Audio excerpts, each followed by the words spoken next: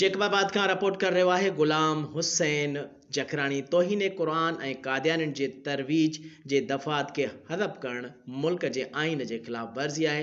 JUI जे ज़िले अमीर doctor AG Ansari जो जलसे खे ख़िताब। ख़बर मूजिब जमियत उलमा इस्लाम ज़िला जेकमाबाद जे अमीर doctor AG Ansari supreme court जे फ़ैसिले खे जंहिंमें तोहिन क़ुरान मजीद ऐं कादियानियत जे तरवीज जे दफ़ात खे हदफ़ करण जे हुक्म खे मुल्क जे आइन जे ख़िलाफ़ करार ॾिनो। अहिड़नि ख़्यालनि जे इज़हार उन दस्तगीर कॉलोनी जेकमाबाद में मौलाना मोहम्मद अमीन जखराणी जी सदारत में थींदड़ जलसे खे ख़िताब कंदे कयो। उन मौक़े ते मौलाना मोहम्मद इस्माइल शाह काज़मी, मौलाना मोहम्मद उमराफ राजनपुर, मौलाना अब्दुल जब्बार रिंद, कारी मोहम्मद शरीफ नूनारी, मोहम्मद इस्माइल जखराणी, मोहम्मद उमर जखराणी ऐं ॿियनि बि ख़िताब कयो। उन्हनि चयो त कादियानियत हिकु नासूर आहे जेकी प्यारे पैगंबर सल्लल्लाहु अलैहि वसल्लम ऐं मुल्क जा खुलियल दुश्मन आहिनि। वधीक चयो त आइन जे आर्टिकल 298B तहत कादियानियुनि खे पंहिंजे कूड़े मज़हब जे इशाद करणु मनो आहे। ख़बर नाहे त असांजे आला अदालत इंतिहाई हसास मसइले खे कंहिं जे इशारे ते छेड़े रही आहे, जंहिंमें मुस्लमान हर कुर्बानी ॾियण लाइ तयारु आहिनि, पर इस्लाम जे ख़िलाफ़ कंहिं बि साज़िश खे क़बूल नथा करे सघनि।